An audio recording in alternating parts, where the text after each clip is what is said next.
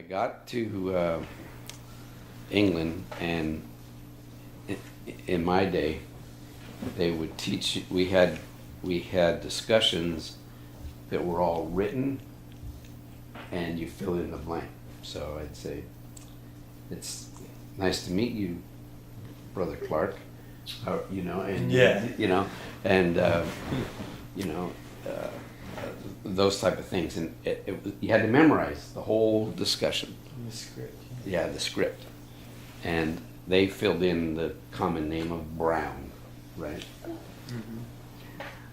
Thank you, Brother Brown, for coming, letting us in. We'd like to teach. We have a very important message for you, Brother Brown, right? And you practice this with your companions and everybody in the class. So I got that first discussion down.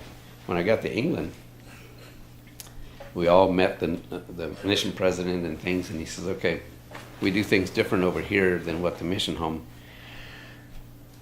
We cannot tell the English people that the Church of England is false and we're the only true church. If that's our first discussion, we cannot get baptisms." Yeah. So we break up the first three discussions differently, and you got to learn them all over again. So we had a week or two in that time frame to learn the new stuff. It was still scripted, and when you're in the mission home, in my day, the missionaries that are in those classes, they're all going different places. Some are going with you, so but anyways, so back to the question that he asked me.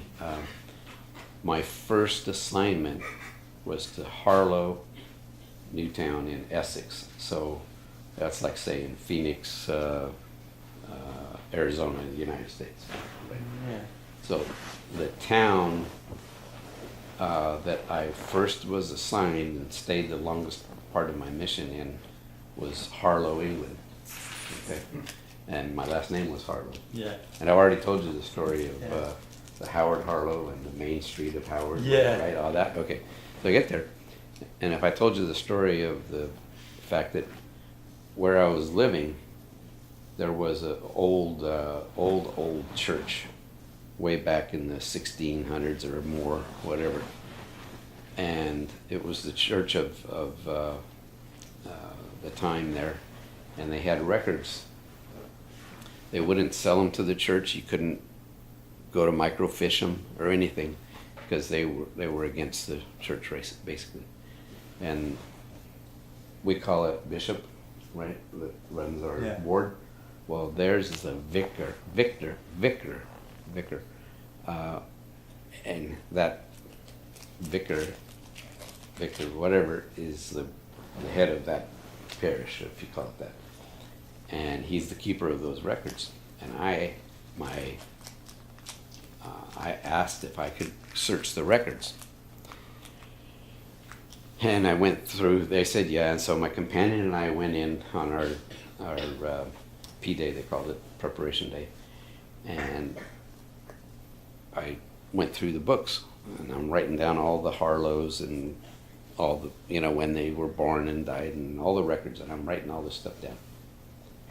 Well, we got all done, and I thanked him because we only had so much time that we could do it. And he says, "Okay, how many books did you go through?"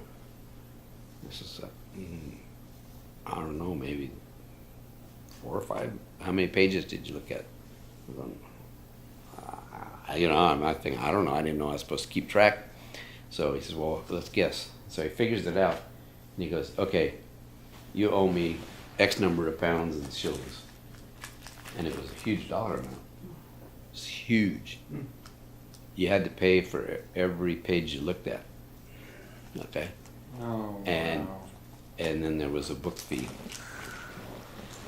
And I'm going, I don't have that much money and everything else. He said, "Well, you should have thought of that before you came in. That's the way it is.